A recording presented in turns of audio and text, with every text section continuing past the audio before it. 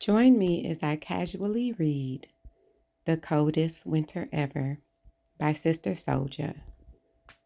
There are triggers in this book that may involve essay, it may involve issues with children, addiction, and much more. If you are under the age 18, this is not for you. Everybody else, please subscribe, turn on your notifications so you will be informed the next time I upload a video. Without any further ado, let's get into it. The Coldest Winter Ever, Chapter 18. The next day I was perched in the window at Bullett's 6th floor apartment. It was as though I was sitting on top of the hood. I could see everyone as I peeked through the blanket he used for curtains. But no one could see me. Bullet got out early that morning. He left me the keys for the house, but I don't know why he bothered. I wasn't going anywhere until he got back. Bullet shot through the door when darkness fell. I was so vexed there was no reason to speak. Not to mention that with nothing in his refrigerator, I was starving. Ignoring my attitude, he glided across the floor, slapped me on my butt, and said, "Hey, I got something for you." When I didn't respond, he threw the money on the bed. Wrapped in rubber bands, there were 3 stacks of bills. 2 of the thickest stacks were all hundreds. One of the stacks was all 50s. Picking up each stack individually and flicking them from the top bill down to the bottom bill, I arrived at an estimate the way Daddy taught me to do. I figured there was about $20,000 here. "Where the FK did you get this?" I asked, knowing full well that no crackheads were walking around with large bills. "I'm a businessman, baby. I told you I make moves. Leather sofas and color TVs cost money." He smiled so sweet I forgave him instantly. Sensing he broke through my wall of anger, he jumped on top of me and started kissing me all over my face. "Yeah, I know how to make it hot for you," his rough conceited said, and I loved it. After I got all excited about the loot, I noticed he packed it all away as if he had never thrown it at me. First thing, the next morning, his man pulled Bullet's Lex around the corner. Handing Bullet his keys, he was so busy staring at me, in my fine winter wool Benetton mini dress and matching jacket, that he missed Bullet's hand and dropped his keys in the street. As he bent down to get the keys, Bullet slapped him in the head on the way up. The next man, Bones, who was in the passenger seat, laughed that he got chumped. But Bones was staring at me too. I peeped that. We rode into the city in bumper-to-bumper traffic. I convinced Bullet that it would be easier for him to let me get the newspapers from the stand and travel to the apartments for rent by train. He paused before he agreed and looked into my eyes like he expected to find something. He handed me a stack of dough, then snatched it back before my fingers closed. "Just beat me when you find something. I'll meet you with the money." "Yeah," I said dryly, "this ninga just can't relax." If Bullet took too long to include me in his business plans or left me at home with too much time to think, I could easily see myself cooking up my own little hustle. He must have been reading my mind. More than a month had passed. I completed my decorating project and had the place looking picture perfect. No one could front. Our spot was fatter than the designs in the magazine ads. Not only was everything top quality, it was elegant, a smart use of the space, and had flavor and attitude. I was just sitting on the white leather sofa listening to a little Mary J. Blige when his key slid in the front door earlier than usual. Busting in with speed and urgency, he picked me up and spun me around. "What got you all gassed up?" I quipped. "I'm almost there. Everything is good. Trust me." With my face close to his face, I responded, "Should I trust you like you trust me?" He busted a smile. "Ha, smart tongue. Get dressed. We going to a party." He flung open my closet and said, "It's a triple date. You got to look your best." He flung a box onto the sofa. Excited like I used to be when I was just a little girl, I ripped open the wrapping paper and pulled out a brand new diamond bezel Lady Rolex. I started jumping up and down until I pounced right on top of him. "Thank you, Daddy." "What did you call me?" he asked, looking at me with surprise. I said, "Thanks, baby. This is tea right here." The dinner spot was the meet-up point. After all, we agreed not to bring anybody from the old neighborhood to our new apartment. That meant nobody would know where we rest, which is how it should be. The spot was called Houston's. Dimly lit, it was a restaurant on the down low. As we sat parked outside of the place, a black Benz pulled up behind us and a blue Lamborghini Jeep behind that. As I watched through the rearview mirror, I asked Bullet, "Are there girlfriends anybody I know?" "I doubt it," he responded. "You know what to do. Don't talk too much." "Is this business or pleasure?" I asked, sensing something. "For you, it's all pleasure." They were already seated when we stepped up. We slid into the big semicircle booth, and Bullet introduced everyone. Right away, a bottle of crystal was brought to the table. I was kind of happy to meet Tiffany and Iris. It had been a long time since I kicked it with any female friends. I wasn't under the illusion that we was girls or anything, but it was important to me to hang with females who had their own loot, so I wouldn't have to deal with no jealousy and funny business. It was obvious that, at least for tonight, they were rolling with two fat cats as well. After the order was placed, all three of the men politely excused themselves and left the table. We were left looking at each other. It seemed like nobody wanted to say nothing. "So I'm the party starter," I thought to myself. "So where are y'all from?" "I'm from D.C., Tiffany said. "Me, I'm from Virginia," Iris said. The way Iris hesitated, I assumed she was lying. "How about you?" Tiffany asked me. "I'm from Long Island." Lifting the bottle, I said, "Well, we might as well drink this." They bought it for us. We sat there and drank the whole bottle together. Then everything loosened up. "I like that dress, girl. Where did you get it?" "That she's banging," Iris said to me. I knew for sure she was from out of town, 'cause if she was from Brooklyn, she would have never gave the compliment. Moreover, she definitely wouldn't have played herself by asking where did I get it from. "Thanks. How many pieces you got in your head?" "What?" I asked. "Your hair." "Oh, this is all me," I said, gesturing by pulling my hair. They both started laughing. "Yeah, we all use that same line." "It looks nice, though."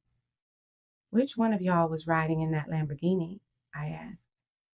"Me," Tiffany said. "Is that she comfortable?" "It's a lot of space in there to do whatever you want to do." "It's like an army truck. Roland told me if someone was shooting at us, the bullets couldn't even get inside." "That's bullshit," Iris said. When the food came, Iris pushed her plate away. "I already ate. I'm not hungry." Tiffany dipped 2 fries in the ketchup and said, "That's it for me." Searching through her oversized MCM pocketbook, she finally found her lipstick.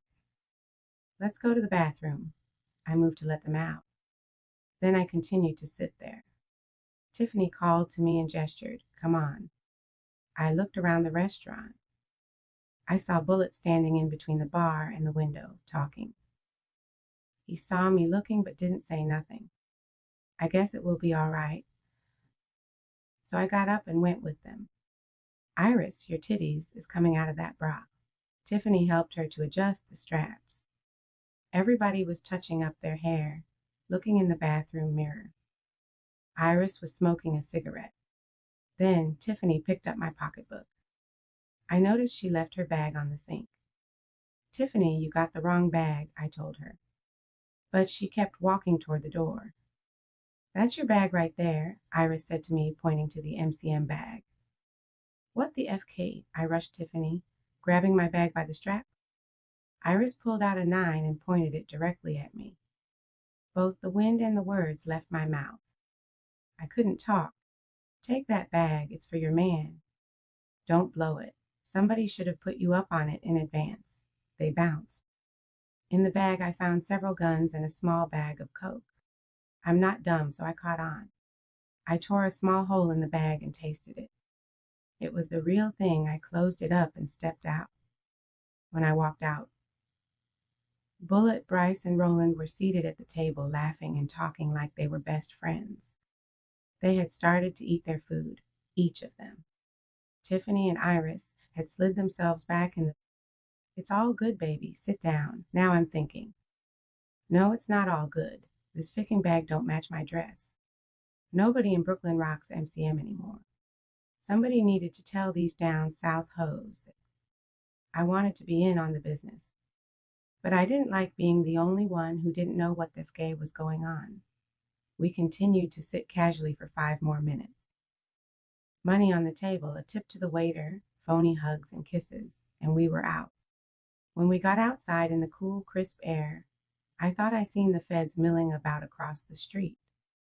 I recognized their whole style from the takeover of my house. Now that I understood what was going on, I could view the entire scenario clearly. With his arm draped around me, Bullet kissed my cheek and whispered in my ear, "Drive the car home, put the bag in my closet." He gave me a deep tongue kiss, like natural, while passing his keys into my hand. I walked to the car with no sign of strangeness. I started it up and pulled out slowly. When I waved goodbye, Bullet was standing talking to Bryce and Roland. The feds were focused on the men. I slipped right by Dot an hour later. Bullet walked in all smiles with his arms extended wide. Sexy, you did it. Without raising up from the couch where I was seated, fully dressed with my shoes kicked off in front of me, I said, "I thought we were going to a party." He picked up his keys. By now he was inside the walk-in closet, checking behind me as usual. 3 minutes later, he came out with work tools in his hands. He talked to me while he put a new lock on the walk-in closet door. "We are going to a party. Give me 5 minutes.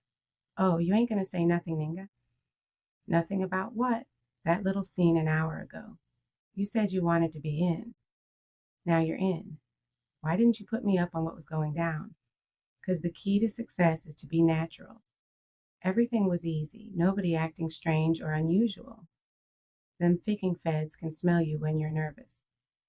He didn't want to talk about it in the crib. He didn't want to talk about it in the car either. We picked up his man and another dude named Moose. We rode to the club with the music blasting. Real Love, I'm Searching for a Real Love, Mary J. Blige. I love that old record. We pulled around the back of the club.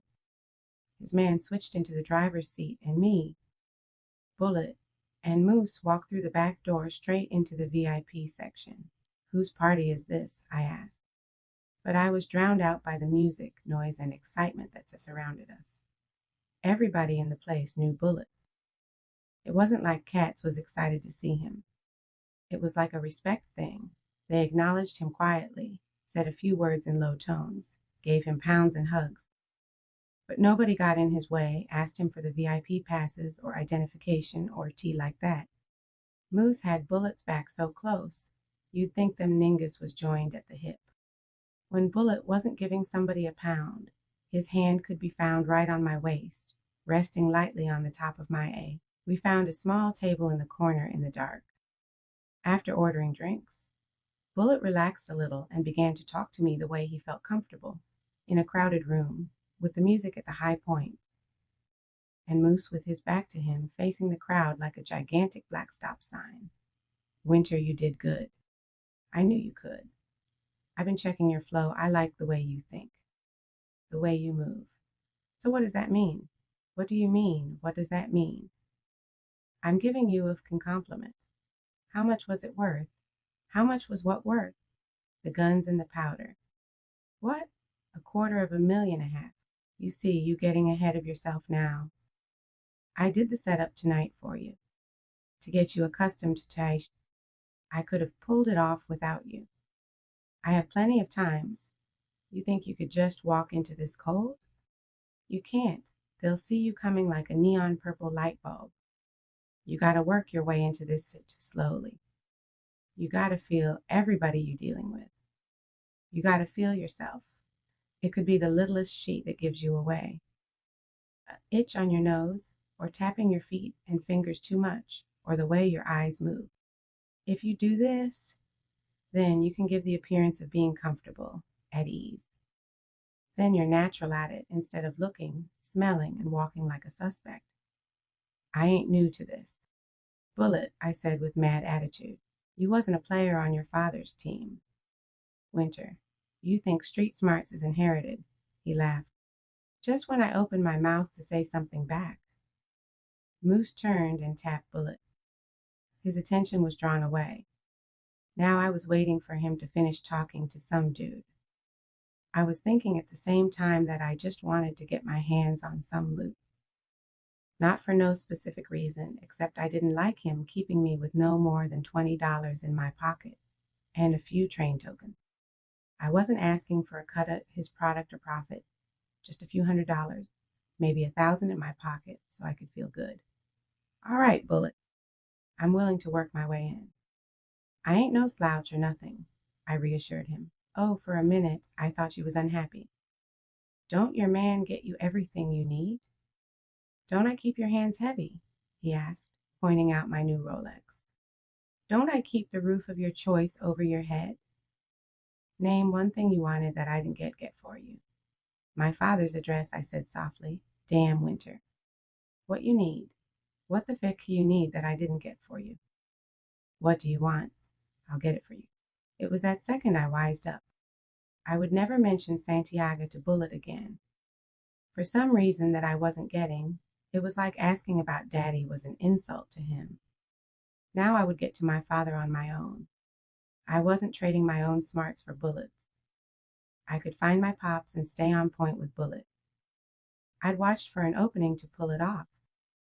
But this was exactly why I needed some cash flow.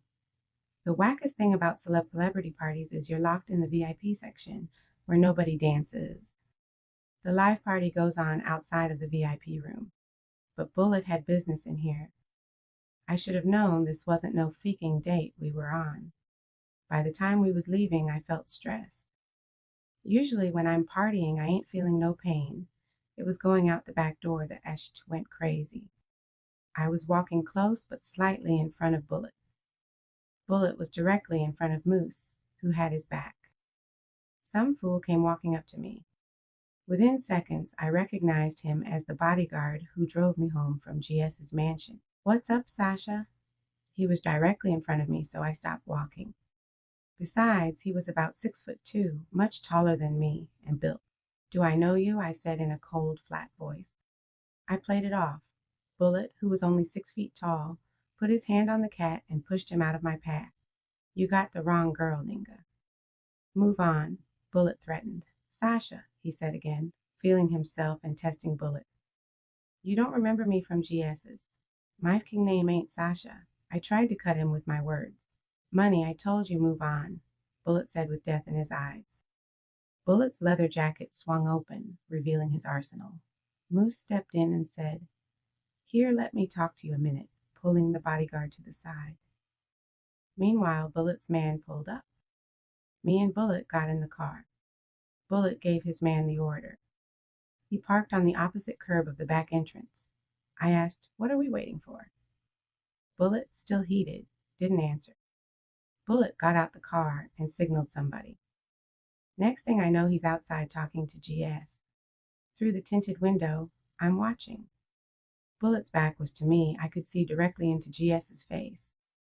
It didn't look like an argument. It looked like a friendly, casual conversation. Then Bullet's knuckles was knocking on the window. I pushed the button. The window came down. Winter. Slowly I stuck my head out the window. I want you to meet my man GS. Without smiling or nothing, I said, Nice to meet you, and pulled my head back inside. I heard Bullet say, Yeah, that's my girl. You never seen her before, have you? Nah, never, man, GS replied. I sighed relief. I don't know why GS covered for me. Or maybe he was just protecting his own. There was no way he had forgotten me. I knew then that Bullet was the man. He wasn't taking no shorts, and I got to dig him for that. Moose never got back in the car that night. We dropped Bullet's man and went home. Focusing on food was never my thing. As I listened to my stomach growl the next morning, I felt a desire to eat. As I held the refrigerator door open, I couldn't decide on what I wanted. My hunger turned to nausea. My nausea turned to vomit. After hurling in the toilet, I laid on the bed, staring at the ceiling with a nasty taste in my mouth. 7 minutes of silence, then panic settled in. Immediately I began pacing the bedroom floor. I ran into the kitchen to pull out the calendar the Chinese takeout guy slid under the door. Frantically, I tried to remember the date of my last period. The problem was the numbers on the calendar didn't mean nothing to me. I couldn't even match certain incidents with corresponding dates. When I actually thought about it harder, I tried to remember the last time I bought tampons. Lachey's face popped in my head. I remembered charging her $2 for one back at the House of Success. But I had blacked all that bullshit out in jeans, with a pajama top on under my jacket. I walked to the closest pharmacy and purchased a pregnancy test. Back in the bathroom, I zoomed through the directions. Placing the small cup underneath myself, I pissed on my fingers while trying to hold it. Then I pissed on the toilet. Then I pissed on the floor. Therefore, my little cup only had a droplet of piss in it. I turned on the water faucet to make myself able to pee again. I waited a half an hour and finally was able to deliver a half a cup. While I waited for the little plus or minus sign to show up, I smoked a joint to calm my nerves. 3 minutes to doomsday.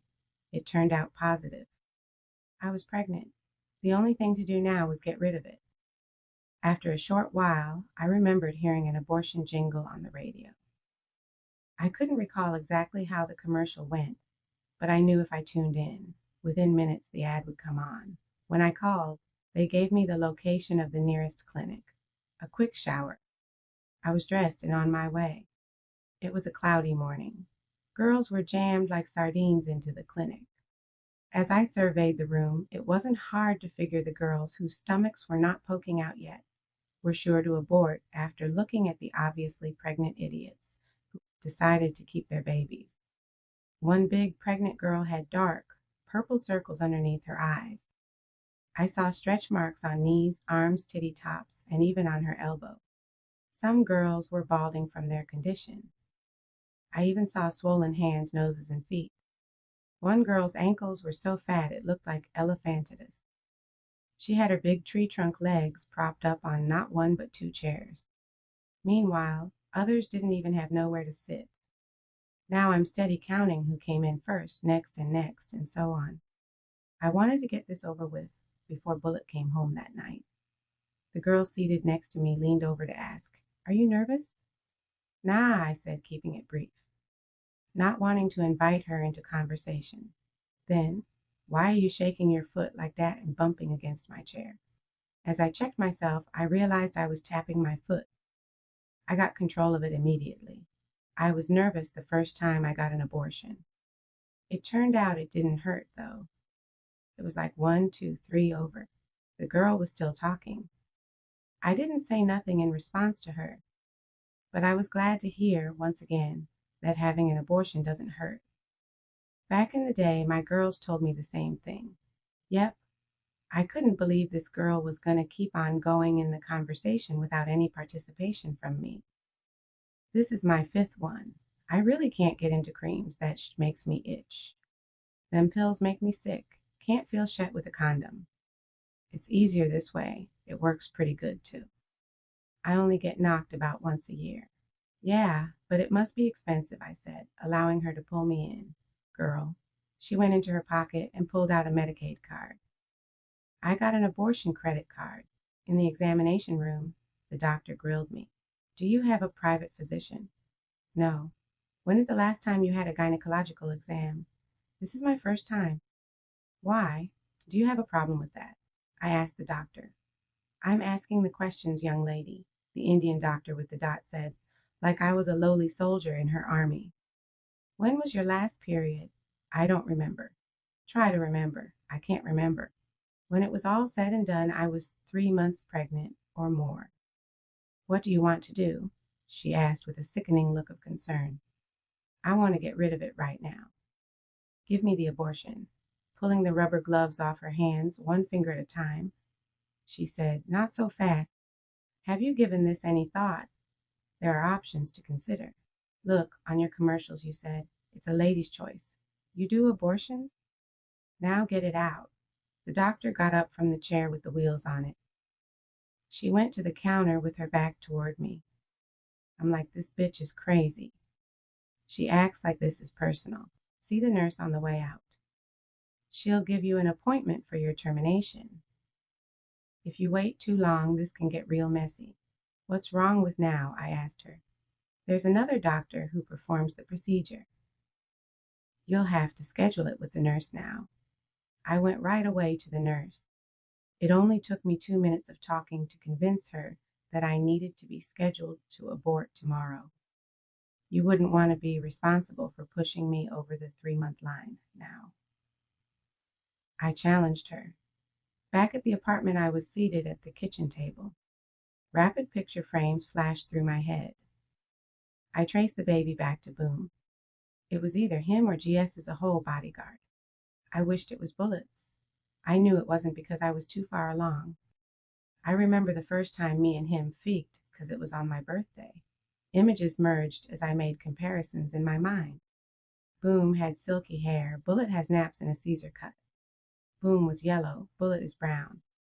Boom has hazel eyes. Bullet has brown eyes.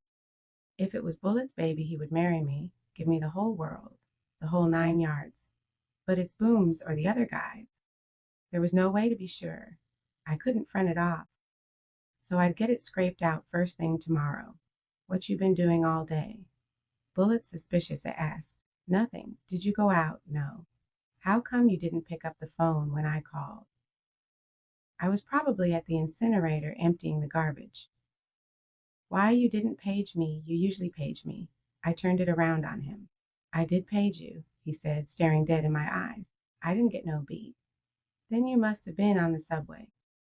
That's the only way you didn't get my beep. I got up, pulled my pager off my side and said, "Oh damn, I need a new battery." Bullet spent the rest of the night in the walk-in closet, with the door closed and locked. The 11 a.m. train to the clinic was packed. I'd be lying if I said I wasn't thinking about what was about to happen. I mean, Bullet didn't come to bed before I went to sleep. Even though this gave me the opportunity to clip 300 from his coat, which he left draped over the chair, I was nervous. He didn't kiss me before he left. I didn't even hear him make a sound before he bounced. Would I be able to conceal the abortion without leaving a clue?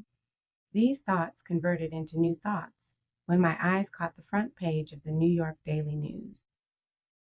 The man in the trench coat, sitting right across from me, was reading the paper. He had it held up with both hands in front of his face. It wasn't the headline or the big picture in front. It was a bold line typed across the top of the paper. Rap star bodyguard found dead. My eyes locked in on the sentence. I read it over and over again. Immediately I got up. I started walking slowly through the moving, packed train car, looking left to right. I knew someone would have left a daily news on the train after being done with it. When the train paused for a stop, some people got out. That's when I got my hands on the paper as I suspected. There was the face of the a-hole from the other night, Tony, GS's bodyguard. It was a picture I guessed came from his high school days. He looked younger with a big doofy smile. His full name was written underneath the photo. I never knew his last name was Cretin. Rap star GS lost friend and bodyguard, Tony Cretin, 22, who was gunned down with 3 bullets to the head. Police don't yet know the time of the incident. The body was discovered yesterday afternoon in a vacant lot located on. Then they had the mother of the bodyguard saying he was such a good boy. He volunteered to feed the homeless on the holidays. Blah, blah, blah. People were always talking shit like that after somebody dies. Everybody gets together and starts lying about how a motherfucker was all this or that. He wasn't no saint when his A was laying up in that bed pretending to be GS that night. I was only concerned about one thing myself. This abortion had to go smooth. I didn't want Bullet coming after me. I could get this behind me. It wasn't like I cheated on Bullet or nothing. This happened before me and him hooked up. But it didn't matter, I knew that. I just needed to get rid of it and give him no reason to suspect me of nothing. I mean, me and Bullet just clicked together. We were thick like that, business and lover's status. As soon as I got to the clinic, the nurse started asking me stupid questions. Did you come here alone? Why you got a problem with that? Did you drive or take public transportation? Why? Answer the questions, please. I took the train, okay. You'll need to take this pill. She handed me a big pill with one of those small white paper cups, the kind that are only good for one drink before they crumble. Once the procedure is completed, you'll probably feel disoriented. You cannot drive a car. You should really have a companion with you in case you don't feel well and need assistance getting home. Is there anyone you can call to pick you up? Yeah? I have a ride coming for me, I lied. She would read my chart, then look back at me. Good, you're 18. You'll need to sign these papers. After they got my promise not to sue if they accidentally killed me on the operating table, I gave them the $300. The doctor came in. It was a man. He held my hand while someone else gave me an injection. You may taste a salty solution in your mouth. It's okay. Then the machine roared. It sounded like a vacuum cleaner. What seemed like only minutes later, the machine stopped. In my head, I heard the voice of the girl from the waiting room yesterday. 1, 2, 3, over. First, everyone left the room. The nurse came in and began stuffing big pads in my middle. The kind I would never choose to wear, like diapers or something. This to absorb the bleeding. If the heavy bleeding doesn't stop by tomorrow evening, call us immediately. But you should continue to have bloody spots. She handed me another pill in a paper cup. This is to help stop infection. She handed me a small white envelope with 6 more pills in it. Take these 3 times a day for 2 days. Do not bathe, do not engage in sexual activity for the next 4 weeks to avoid infection. You need time to heal. She left me alone in the small room. I was fine until I got down from the table to stand up. The stuff in the room was moving around like I was in space. It was hard for me to stand straight. I looked at my Rolex, and the numbers started to float off the face. The nurse busted back into the room as I was crouched over, trying to pull my pants up. Let me help you. Do you feel dizzy? Yes, this happens to some people. You don't need to worry. You will need to lie down. Has someone arrived to pick you up? No, just as I thought. She escorted me to a different small room with a small basic bed. She helped me to lie down. Without notice, I slept. About 2 hours later, I felt a hand on my shoulder. You can go now. It should be okay. We need to use this bed for another patient right now. I felt much better. Everything was steady. I headed home.